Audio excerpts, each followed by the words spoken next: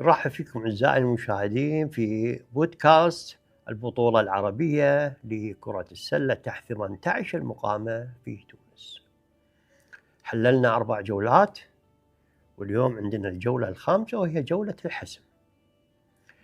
الجولة الخامسة لم تكن مجرد جولة أخيرة، بل كانت جولة رسمت المشهد النهائي للبطولة.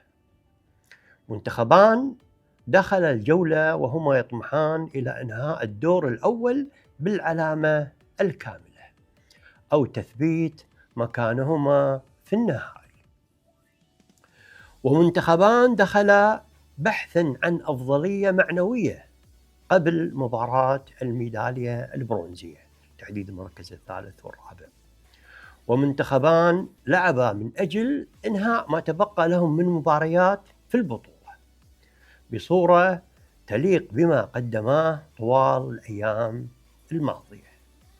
وفي النهاية أعلنت الجولة الخامسة هوية المتأهلين إلى المباراة النهائية، وحددت طرفي مواجهة المركز الثالث والرابع.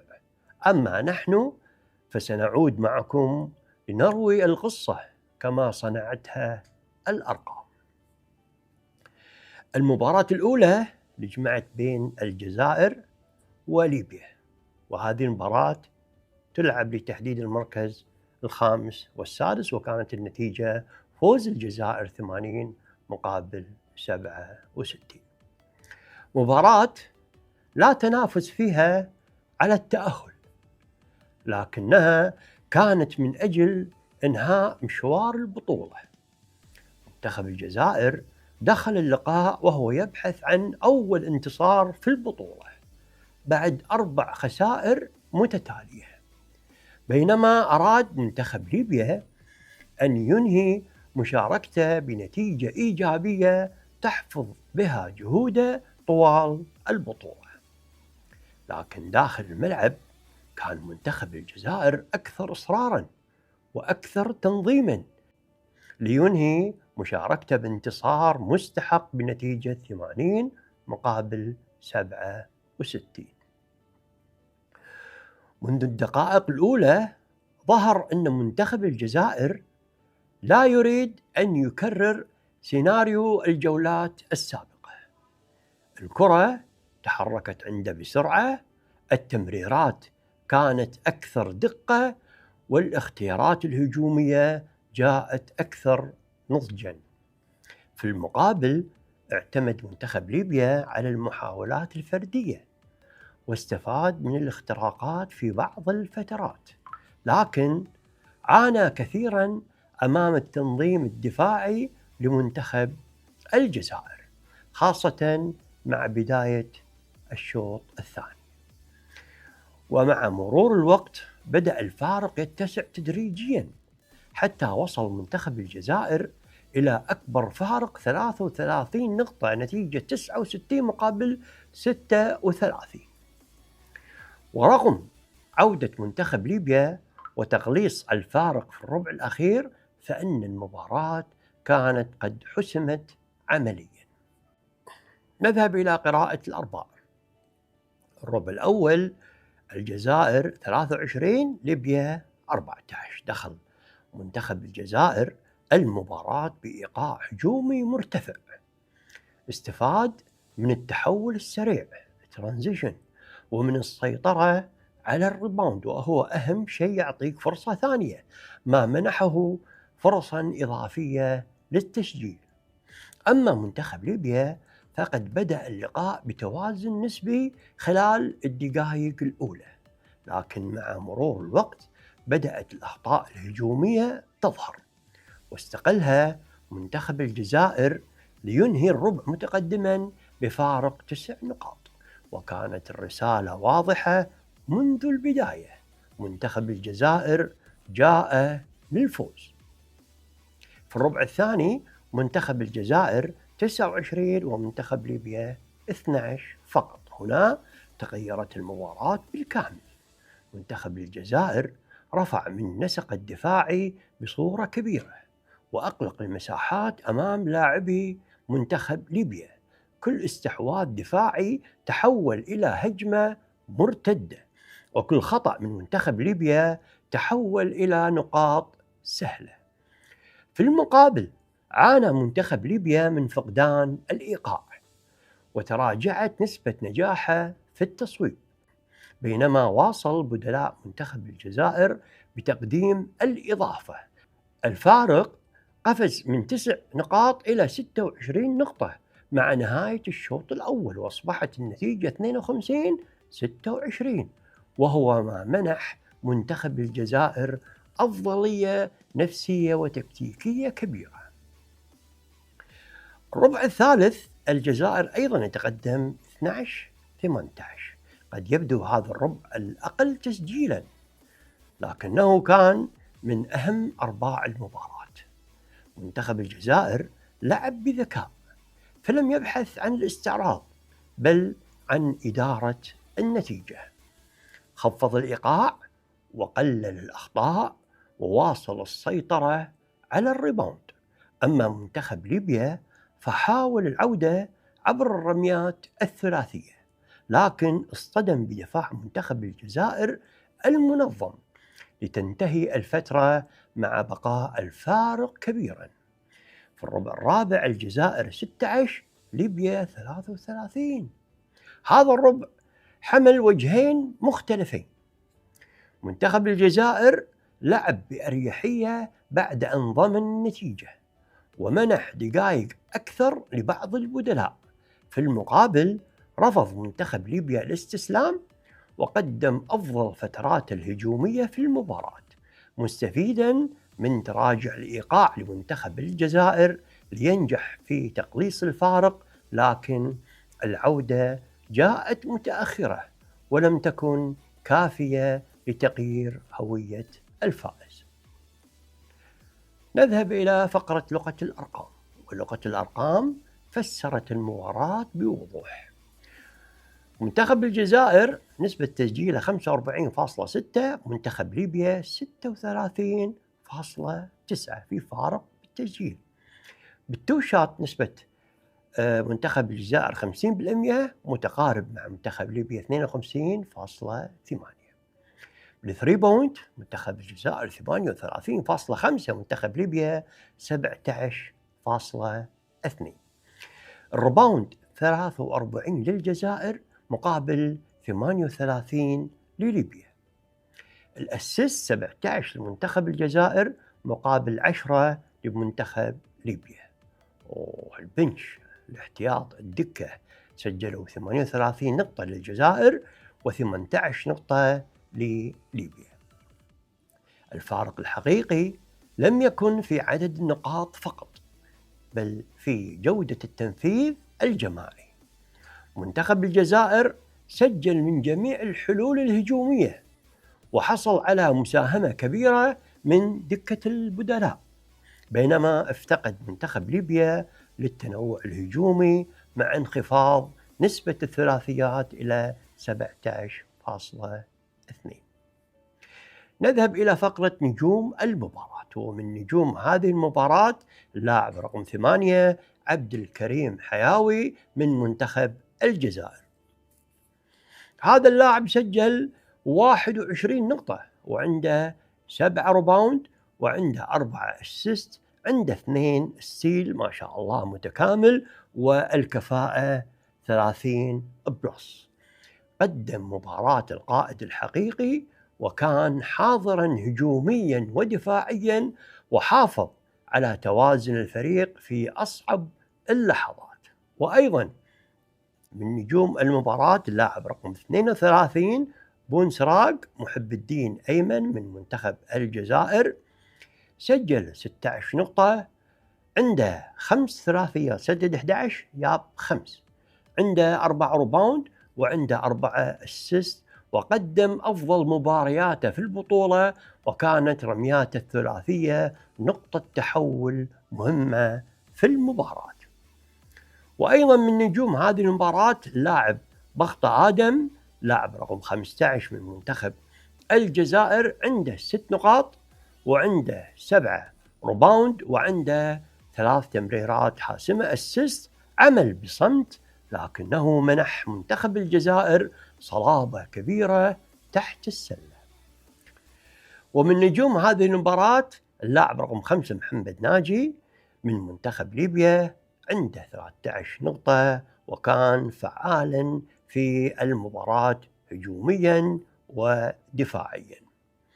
وأيضا من نجوم هذه المباراة من منتخب ليبيا اللاعب رقم 10 وقاص طارق، اللاعب عنده 13 نقطة، عنده 6 ريباوند، وعنده 4 أسيست. وأيضا من نجوم المباراة اللاعب رقم 8 أيضا أيهم طارق من منتخب ليبيا، هذا اللاعب سجل 12 نقطة، عنده 5 ريباوند، وكان الأكثر مقاومة لمحاولات الجزائر طوال اللقاء. نذهب إلى فقرة ملوك الأرقام. ملوك الهدافين في المباراة اللاعب رقم 8 عبد الكريم حياوي من منتخب الجزائر، عنده 21 نقطة. وأيضا ملك الريباوند عندنا اللاعب رقم 8 من منتخب الجزائر، أيضا عبد الكريم حياوي، وعنده 7 ريباوند. وأفضل صانع لعب بالأسيست عندنا اللاعب رقم 23 من منتخب ليبيا اللي هو أحمد محمد سليم، وعنده 7 أسيست. وأفضل مدافع الستيل عندنا اللاعب رقم 9 من منتخب ليبيا محمد مطاوع أحمد، وعنده 5 ستيل. وأفضل لاعبين كفاءة كان اللاعب رقم 8 من منتخب الجزائر عبد الكريم حياوي، وعنده 30 بلس. نذهب إلى القصة التكتيكية لهذه المباراة. أثبتت أن منتخب الجزائر عندما لعب كرة سلة جماعية ظهر بصورة مختلفة تماما. الفريق تحرك بدون كرة، وزع اللعب على أكثر من لاعب، واستفاد من دكة البدلاء، ولم يعتمد على الحلول الفردية فقط. في المقابل اعتمد منتخب ليبيا على الاجتهادات الفردية أكثر من البناء الجماعي، وهو ما جعل العودة تأتي متأخرة. أسباب الفوز والخسارة. أسباب فوز منتخب الجزائر: تفوق واضح في نسب التصويب 45.6 مقابل 36.9 لمنتخب ليبيا. مساهمة كبيرة من دكة البدلاء. دكة البدلاء للجزائر سجلوا 38، منتخب ليبيا 18 نقطة. تفوق جماعي في صناعة اللعب. منتخب الجزائر 17، منتخب ليبيا 10. سيطرة على المباراة لمدة 35 دقيقة و35 ثانية. خلينا نشوف أسباب الفوز والخسارة. أسباب فوز منتخب الجزائر: تفوق واضح في نسبة التصويب 45.6 مقابل 36.9. مساهمة كبيرة من دكة البدلاء 38 للجزائر 18 لمنتخب ليبيا. تفوق جماعي في صناعة اللعب. الأسيست عندنا 17 أسيست للجزائر مقابل 10 لليبيا. وأيضا سيطرة على المباراة لمدة 35 دقيقة و35 ثانية. أسباب خسارة منتخب ليبيا: ضعف الرميات الثلاثية، نسبتها كانت 17.2. بطء البداية خصوصا في الربع الثاني، وصعوبة مجاراة العمق الهجومي لمنتخب الجزائر. والعودة القوية جاءت بعد فوات الأوان في الربع الرابع. نذهب إلى زاوية المدربين. مدرب منتخب الجزائر استحق الإشادة لأنه لم يغير هوية الفريق رغم الخسائر السابقة. واصل منح الثقة للاعبيه، وفي الجولة الأخيرة ظهرت ثمرة هذا العمل، خاصة في تنويع الحلول الهجومية وإشراك البدلاء. أما مدرب منتخب ليبيا فرغم الخسارة فقد حافظ على روح الفريق حتى النهاية. رفض اللاعبون الاستسلام وربحوا الربع الأخير 33-16، وهو مؤشر على شخصية قتالية يمكن البناء عليها مستقبلا. وصلنا إلى الإكس فاكتور. قلنا يكون يا لاعب أو مدرب أو منتخب.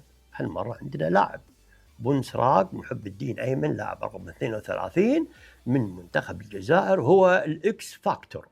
قد لا يكون أكثر الأسماء تداولا، لكنه غير شكل المباراة برميات الثلاثية وثقته الهجومية، ومنح منتخب الجزائر السلاح الذي افتقده في الجولات السابقة.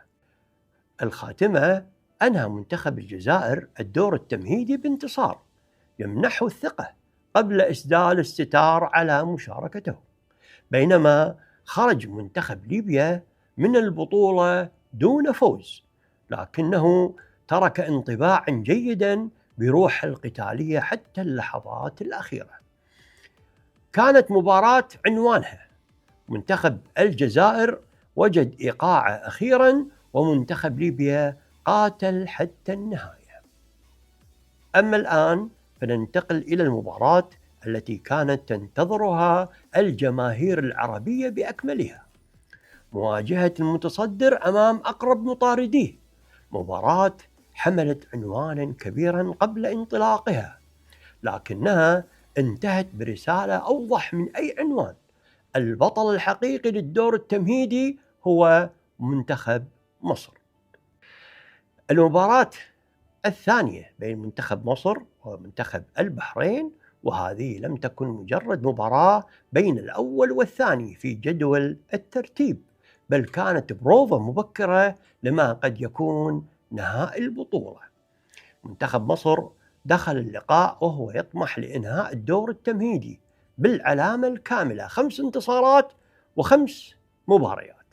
أما منتخب البحرين فدخل المباراة ليختبر نفسه أمام أقوى هجوم في البطولة وليبعث برسالة قبل النهائي المحتمل، لكن داخل الملعب لم تكن المباراة متوازنة كما توقع الكثيرون، فمنتخب مصر قدم واحدة من أفضل مبارياته في البطولة وانتصر بفارق 28 نقطة، مؤكدا أنه يدخل النهائي بثقة كبيرة. قصة المباراة: منذ بداية المباراة لعب منتخب مصر بإيقاع عالي جدا، ضغط دفاعي، تحول سريع، وتحريك ممتاز للكرة. منتخب البحرين حاول مجاراة النسق في البداية، لكنه اصطدم بدفاع منتخب مصر أجبره على اللعب خارج المناطق المريحة. وفي الربع الثاني نجح منتخب البحرين في العودة، وأثبت أن فريق لا يستسلم بسهولة، ليتقلص الفارق إلى 3 نقاط فقط مع نهاية الشوط الأول 36 مقابل 33. وهنا اعتقد الجميع أن المباراة ستدخل في دقائق حاسمة ومتقاربة، لكن ما حدث في الربع الثالث كان نقطة التحول الأكبر في الجولة الخامسة بأكملها، وانتهت المباراة 88 لمنتخب مصر مقابل 60 لمنتخب البحرين. الأرباع: الربع الأول منتخب مصر 24، منتخب البحرين 13. دخل منتخب مصر المباراة بثقة واضحة، التحول من الدفاع إلى الهجوم كان جدا سريعا، واستفاد اللاعبون من أخطاء منتخب البحرين في التمرير ليسجلوا نقاطا سهلة في الهجمات المرتدة، كما فرض رامي مجدي وزملائه سيطرة واضحة على الريباوند، ومنعوا منتخب البحرين من الحصول على أي فرصة ثانية. أما منتخب البحرين فاحتاج عدة دقائق حتى يدخل أجواء المباراة، ولذلك خرج متأخرا بفارق 11 نقطة. الربع الثاني منتخب البحرين 20، منتخب الجزائر 12. هنا ظهر الوجه الحقيقي لمنتخب البحرين، بدأ الدفاع يضغط على حامل الكرة، وتحسنت نسبة التصويب، وأصبح حسن وشوبوجي أكثر حضورا تحت السلة. شيئا فشيئا بدأ الفارق يتقلص، حتى وصل منتخب البحرين إلى نهاية الشوط الأول وهو متأخرا بفارق 3 نقاط فقط، وكانت الرسالة واضحة. الربع الثالث مصر 30، منتخب البحرين 10. هذا هو ربع البطولة، ليس فقط في هذه المباراة بل ربما في الدور التمهيدي بالكامل. دخل منتخب مصر الشوط الثاني بعقلية مختلفة تماما، رفع الضغط الدفاعي إلى أعلى مستوى، أغلق منطقة الزون، وأجبر منتخب البحرين على إنهاء العديد من الهجمات بتصويبات صعبة. وفي المقابل تحولت كل متابعة دفاعية تقريبا إلى هجمة مرتدة سريعة، وهنا ظهر العمق الحقيقي لمنتخب مصر. النقاط جاءت من أكثر من لاعب، ودكة البدلاء حافظت على نفس الجودة. أما منتخب البحرين ففقد الإيقاع تماما، وخلال 10 دقائق فقط قفز الفارق من 3 نقاط إلى 23 نقطة، وكان ذلك كافيا لإنهاء المباراة عمليا.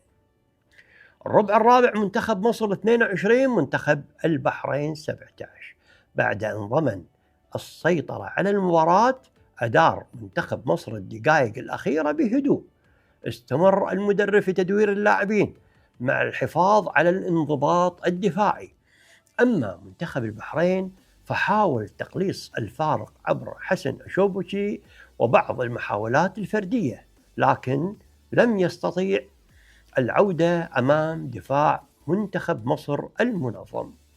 ومع صافرة النهاية أكد منتخب مصر أحقيته بصدارة الدور التمهيدي بانتصار كبير 88 مقابل 60 بفارق 28 نقطة.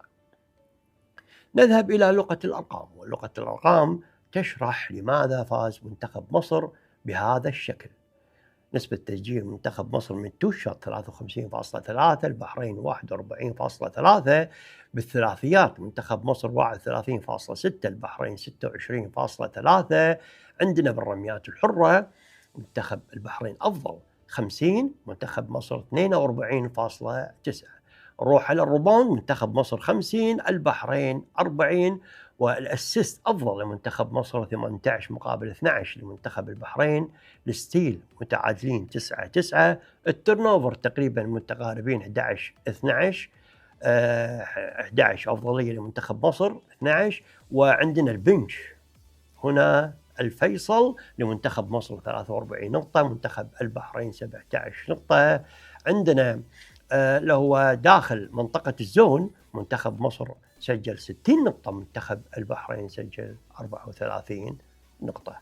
هناك 4 أرقام صنعت الفارق الحقيقي في هذه المباراة. منتخب مصر عنده 50 متابعة مقابل 40 متابعة وريباوند لمنتخب البحرين. 43 نقطة لمنتخب مصر من دكة البدلاء مقابل 17 لمنتخب البحرين. نقاط داخل منطقة الزون 60 لمصر مقابل 34 لمنتخب البحرين. الفوز بالربع الثالث 30-10، هذه 20 نقطة اللي استطاع منتخب مصر أن يفصل فيها هذه المباراة، وهذه هي لغة الأرقام التي حسمت اللقاء. نذهب الآن إلى نجوم المباراة. عندنا اللاعب رقم 30 من منتخب مصر اللاعب أحمد أسامة، سجل 23 نقطة، عنده 5 ريباوند، عنده 5 أسيست، وعنده 2 ستيل، والكفاءة عنده 24 بلس. قدم أفضل مباراة هجومية له في البطولة، واستغل كل فرصة تقريبا للوصول إلى السلة أو إنهاء الهجمة بكفاءة عالية.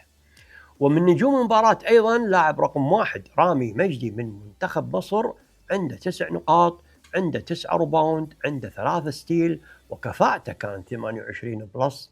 قد لا يتصدر قائمة الهدافين، لكنه كان قائد الإيقاع داخل الملعب، وسيطر على الريباوند، وقاد دفاع منتخب مصر بثبات. ومن نجوم المباراة اللاعب رقم 6 حسين يوسف من منتخب مصر، عنده 8 نقاط، عنده 2 أسيست، عنده 2 ستيل، وكفاءته كانت 16%. قدم دقائق مهمة خصوصا في التحول الدفاعي والهجمات السريعة.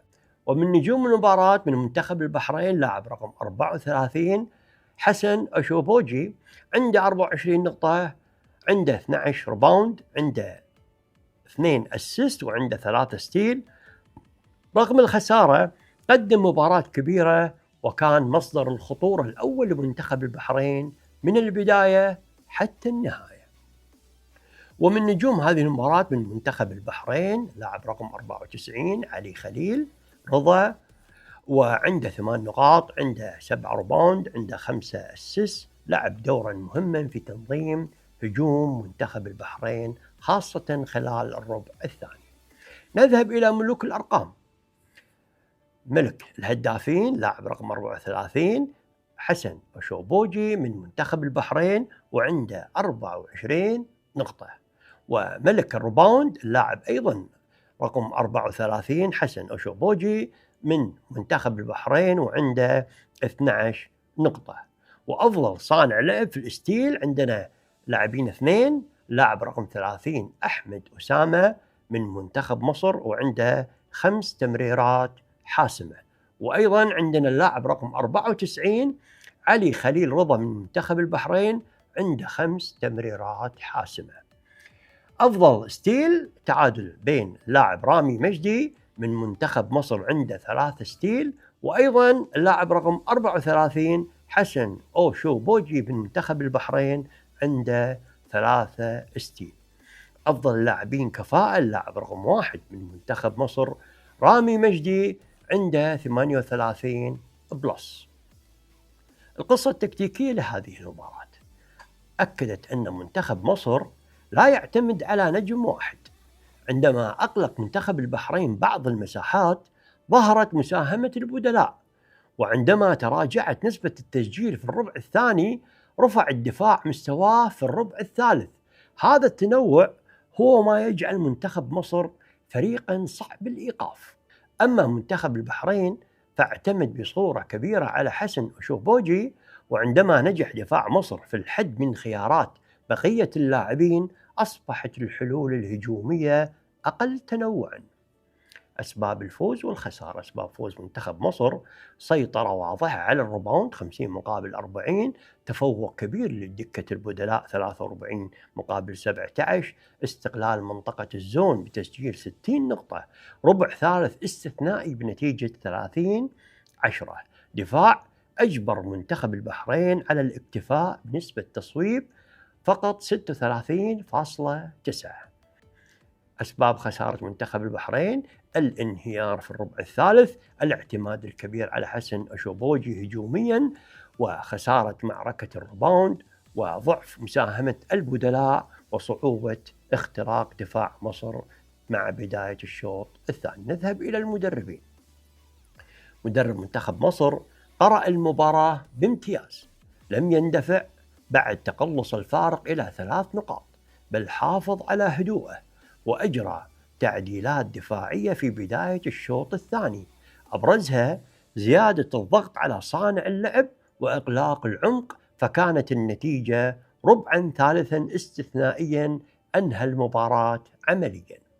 أما مدرب البحرين نجح في إعادة فريقه خلال الربع الثاني، لكن الفريق لم يجد الحلول عندما رفع منتخب مصر من نسق الدفاعي، وسيكون عليه قبل النهائي إيجاد بدائل هجومية تقلل الضغط عن حسن أشوبوجي حتى لا يتحمل العبء بمفرده. من هو الإكس فاكتور بهذه المباراة؟ قلنا يا لاعب أو مدرب أو منتخب. اليوم عندنا اللاعب أحمد أسامة من منتخب مصر رقم 30، قد يلفت حسن أشوبوجي الأنظار من منتخب البحرين بتسجيل 24 نقطة، لكن أحمد أسامة كان اللاعب الذي غير اتجاه المباراة في الربع الثالث. كلما احتاج منتخب مصر إلى سلة أو قرار صحيح كان حاضرا، ولذلك استحق أن يكون عامل الحسم إكس فاكتور في هذا اللقاء. خاتمة هذه المباراة: أنهى منتخب مصر الدور التمهيدي كما بدأه بانتصار جديد وأداء جماعي يؤكد أنه يدخل النهائي مرشحا أول للقب. أما منتخب البحرين فرغم قسوة النتيجة فما زال يملك فرصة الرد في أهم مباراة في البطولة عندما يلتقي منتخب مصر مجددا في النهائي. وهكذا انتهت بروفة النهائي الأولى، ويبقى السؤال: هل كانت هذه مجرد بروفة أم أن النهائي سيحمل قصة مختلفة تماما. نصل إلى ختام مباريات الدور التمهيدي، مواجهة لا تقل أهمية عن سابقاتها، لأنها ستحدد صاحب المركز الثالث والرابع قبل الدخول إلى مباريات الميداليات. منتخب تونس لاستقلال عاملي الأرض والجمهور لإنهاء الدور التمهيدي بانتصار يمنحه دفعة قوية قبل مباراة البرونزية 40 دقيقة فقط ستحدد ترتيب الفريقين، لكنها قد ترسم أيضا الجانب النفسي قبل لقائهما المرتقب يوم السبت على الميدالية البرونزية. قصة هذه المباراة هذه ليست مباراة تحسم بالأرقام الكبيرة، بل مباراة تحسم بالتفاصيل الصغيرة. كل استحواذ كان له قيمة، وكل متابعة كانت تصنع فارقا. كل كرة مفقودة كانت تعادل نقطة. شهدت المباراة 5 مرات لتبادل التقدم و4 مرات للتعادل، وهو ما يعكس مدى التقارب بين المنتخبين. منتخب تونس كان الأفضل في فترات طويلة، لكن المغرب كان الأكثر هدوءا. عندما وصلت المباراة إلى لحظات الحسم وفي النهاية حسمت خبرة إدارة الدقائق الأخيرة النتيجة لصالح منتخب المغرب. نذهب إلى قراءة الأرباع. الربع الأول تعادل 9-9 بين منتخب المغرب ومنتخب تونس. بدأ اللقاء بحذر واضح من الطرفين. الدفاع كان حاضرا بقوة، وكلا المنتخبين ركزا على منع الاختراقات أكثر من البحث عن الإيقاع الهجومي. النتيجة المتعادلة لم تكن صدفة، بل كانت انعكاسا لصراع تكتيكي بين مدربين يعرف كل منهما نقاط قوة الآخر.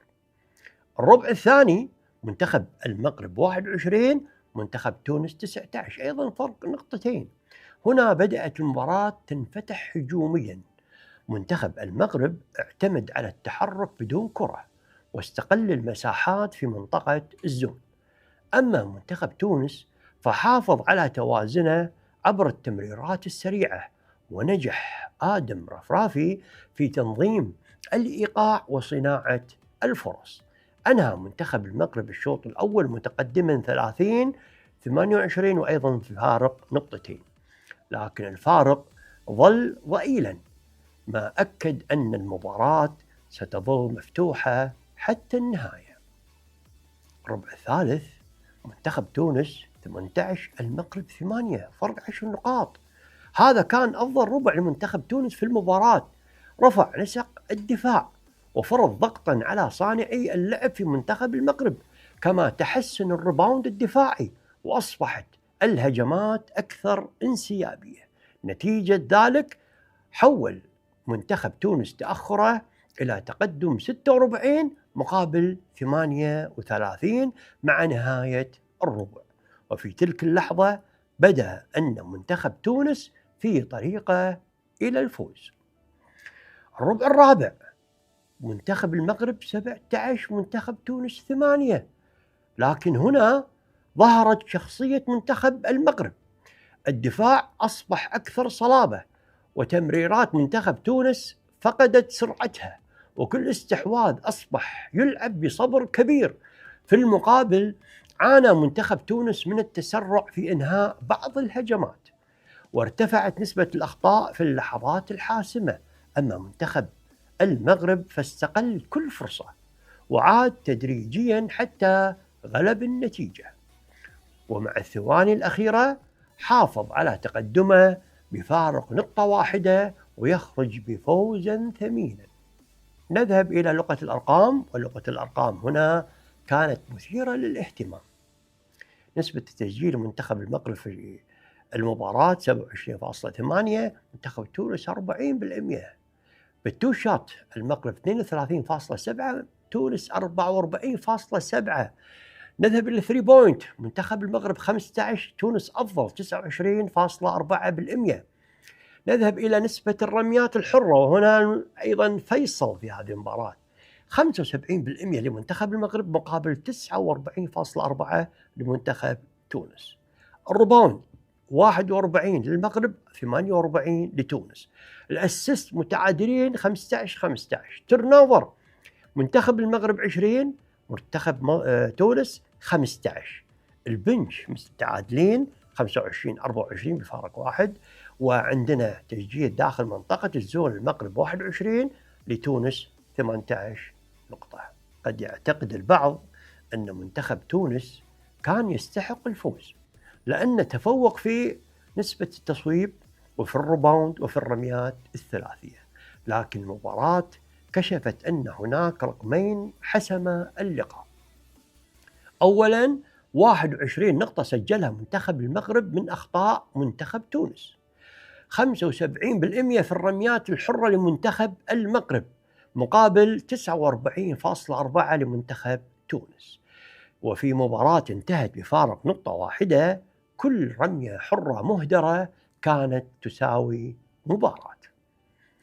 من نجوم هذه المباراة عندنا من منتخب المغرب اللاعب رقم 23 إدريس إسماعيل، عنده 11 نقطة، عنده 8 ريباوند، عنده 3 أسيست، والكفاءة عنده 12 بلس. كان أكثر لاعبي منتخب المغرب تأثيرا في اللحظات الحاسمة. ومن نجوم هذه المباراة عندنا أيضا من منتخب المغرب اللاعب رقم 3 نوح محمد الباز، عنده 10 نقاط، عنده 5 ريباوند، عنده 5 أسيست، وعنده 2 ستيل، وقدم مباراة متكاملة على الطرفين. وأيضا من نجوم المباراة عندنا اللاعب رقم 6 من منتخب المغرب يوسف بغادة، عنده 8 نقاط واستقل الفرص المهمة داخل المنطقة. وأيضا من نجوم المباراة من منتخب تونس اللاعب رقم 2 آدم رفرافي، سجل 15 نقطة، عنده 6 ريباوند، عنده 9 أسيست، عنده 2 ستيل. كفاءته كان 22. لاعب جدا مميز، قدم أفضل مباراة فردية في اللقاء، وكان المحرك الرئيسي لهجوم منتخب تونس. ومن نجوم المباراة عندنا اللاعب رقم 31 عصام الدين بيبابي من منتخب تونس، عنده 11 ريباوند وفرض سيطرة واضحة على الريباوند الدفاعي. وأيضا من نجوم المباراة اللاعب رقم 8 أمير بن جاب الله من منتخب تونس، عنده 9 نقاط، قدم مساهمة هجومية مهمة خاصة خلال الربع الثالث. نذهب إلى فقرة ملوك الأرقام. عندنا ملك الهدافين لاعب رقم 2 آدم رفرافي من منتخب تونس، وعنده 15 نقطة. وملك الريباوند عندنا اللاعب رقم 31 عصام الدين بيبابي من منتخب تونس، عنده 11 ريباوند. وأفضل أسيست عندنا اللاعب رقم 2 آدم رفرافي من منتخب تونس، عنده 9 أسيست.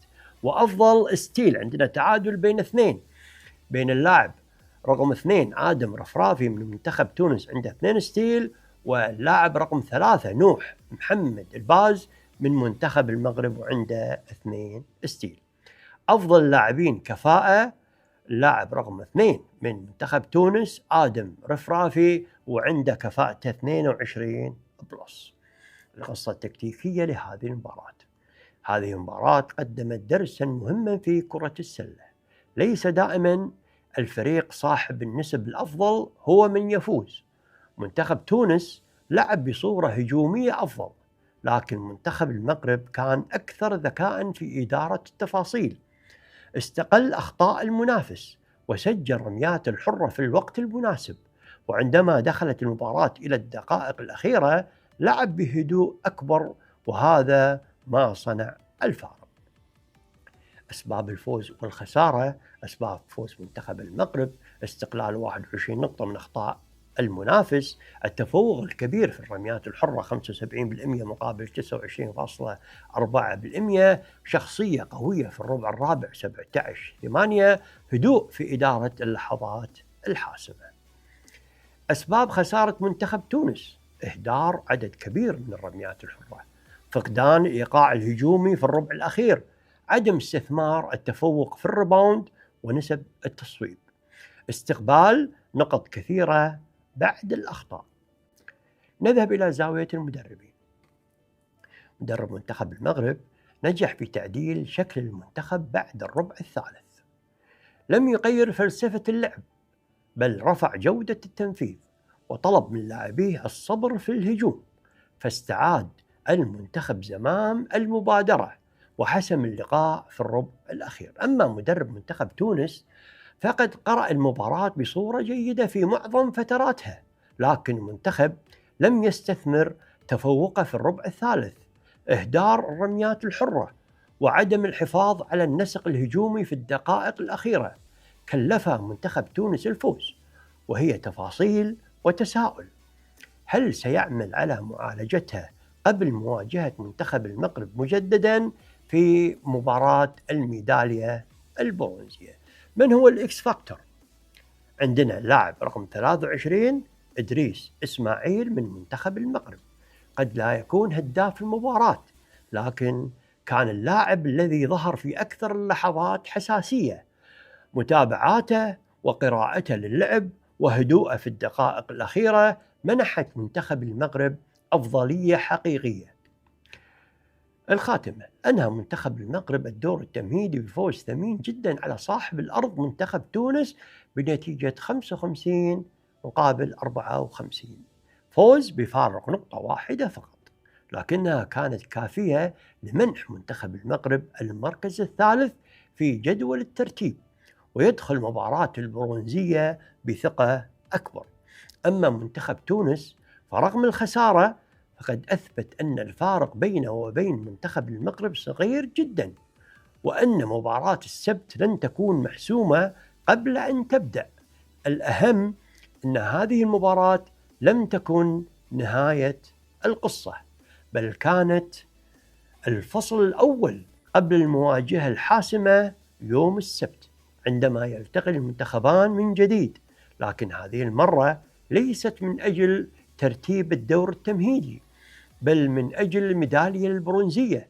ويبقى السؤال: هل يستفيد منتخب المغرب من دفعة الفوز الأخير أم يستغل منتخب تونس عاملي الأرض والجمهور ليكتب نهاية مختلفة في مباراة المركز الثالث؟ الأرقام هي الحكم ولغة الأرقام لا تكذب.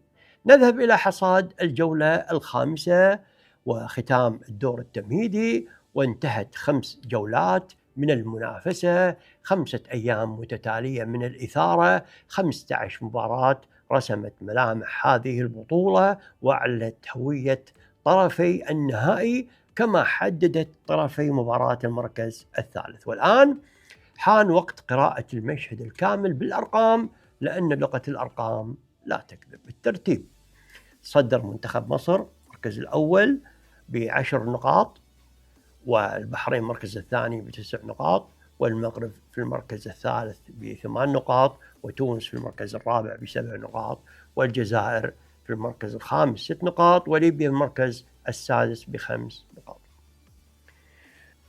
نذهب إلى هدافي الجولة الخامسة. عند منتخب البحرين لاعب رقم 34 حسن أوشوبوجي عنده 24 نقطة، واصل تقديم عروض هجومية مميزة، ورغم خسارة منتخب البحرين أمام منتخب مصر كان أكثر لاعبي الجولة الخامسة تسجيلا للنقاط. ويأتي في المركز الثاني أحمد أسامة من منتخب مصر اللاعب رقم 30 عنده 23 نقطة، قدم مباراة هجومية رائعة وقاد منتخب مصر للفوز على منتخب البحرين. الثالث عندنا اللاعب رقم 8 أيهم طارق من منتخب ليبيا وعنده 23 نقطة، أنهى البطولة بأفضل مباراة هجومية شخصية له أمام منتخب الجزائر. من هم أفضل لاعبين في الريباوند؟ لاعب رقم 34 من منتخب البحرين حسن أوشوبوجي عنده 12 ريباوند، فرض سيطرته على الريباوند وكان أفضل لاعب تحت السلتين خلال الجولة. وقاص طارق من منتخب ليبيا لاعب رقم 10 عنده 10 ريباوند، قدم واحدة من أفضل مبارياته رغم خسارة منتخب ليبيا. وأتى بعده رامي مجدي لاعب رقم 1 من منتخب مصر ب9 ريباوند، قائد منتخب مصر واصل حضوره القوي دفاعيا. من هم أفضل صناع اللعب في الأسيست؟ عندنا اللاعب رقم 2 آدم رفرافي من منتخب تونس، عنده 9 أسيست، واصل إثبات أنه أفضل صانع ألعاب في البطولة من ناحية الرؤية والتمرير. في المركز الثاني اللاعب رقم 10 وقاص طارق من منتخب ليبيا، عنده 5 أسيست، وأيضا كان محور بناء الهجمات منتخب ليبيا. في المركز الثالث عندنا اللاعب رقم 30 من منتخب مصر أحمد أسامة، عنده 5 أسيست، جمع بين التسجيل وصناعة اللعب. من هم أفضل لاعبين المدافعين في الستيل؟ في المركز الأول لاعب رقم 1 رامي مجدي من منتخب مصر، عنده 3 ستيل، قاد دفاع منتخب مصر طوال المباراة.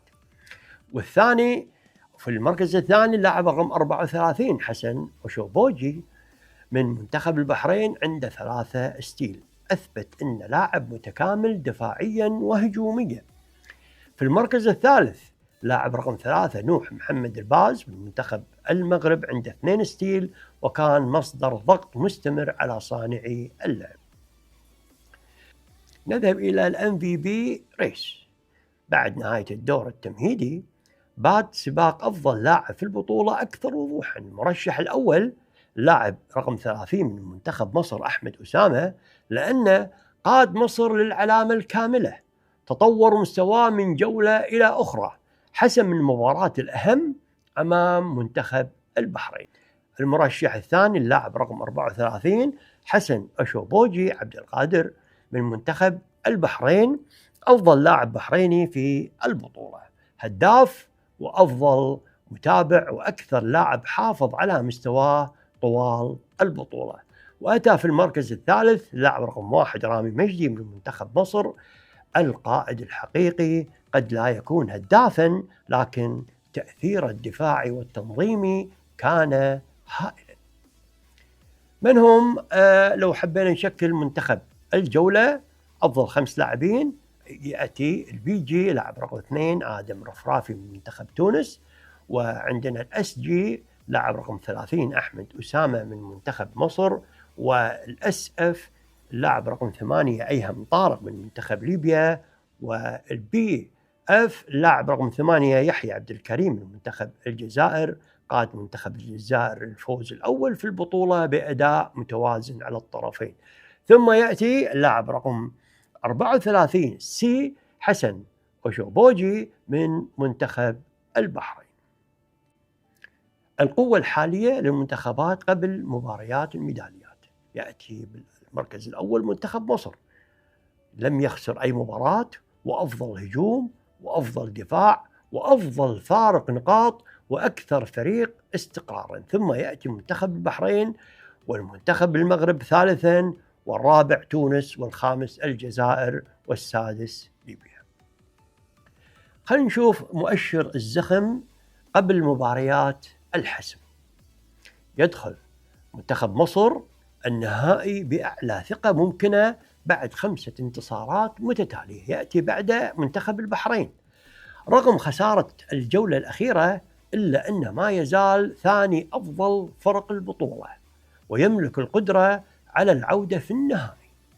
منتخب المغرب فوزه على منتخب تونس يمنحه أفضلية نفسية قبل مباراة البرونزية. منتخب تونس أنهى الدور التمهيدي بخسارتين متتاليتين وسيحتاج لاستعادة الثقة سريعا. منتخب الجزائر خرج من سباق الميداليات، لكنه أنهى البطولة بفوز معنوي مهم على منتخب ليبيا. منتخب ليبيا رغم الروح القتالية لم يحقق أي انتصار، لكنه كسب خبرة كبيرة ستفيده مستقبلا.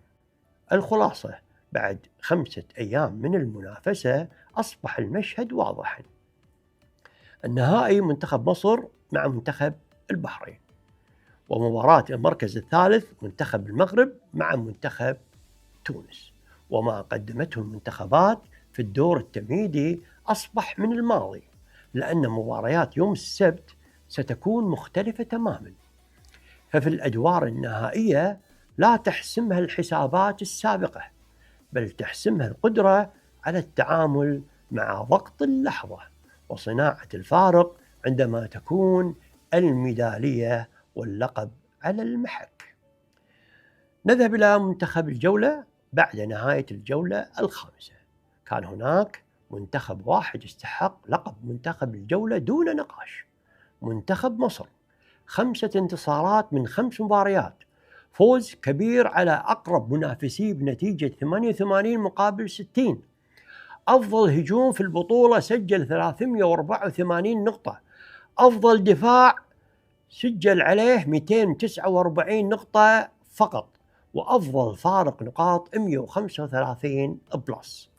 هذا لم يكن مجرد انتصار، بل إعلان رسمي بأن منتخب مصر يدخل النهائي وهو المرشح الأول للتتويج. نذهب إلى رقم الجولة وهو الرقم 30، وهذا ليس عدد نقاط ولا فارق مباراة، بل عدد النقاط التي سجلها منتخب مصر في الربع الثالث أمام منتخب البحرين.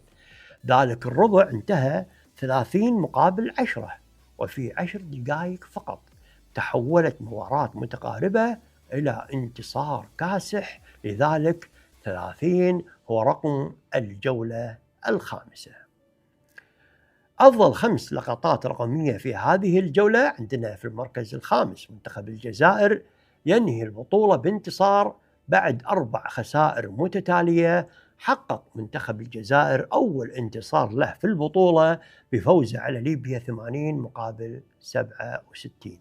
انتصار أعاد الابتسامة وأكد التطور الذي ظهر في أداء المنتخب الجزائري. الرابع منتخب المغرب، يفوز على منتخب تونس بفارق نقطة واحدة فقط.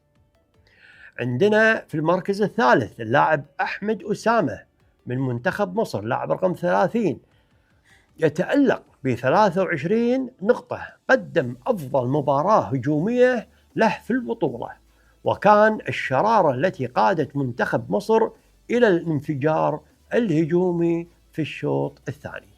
يأتي في المركز الثاني اللاعب حسن الشوبوجي، يرفض الاستسلام رغم خسارة البحرين.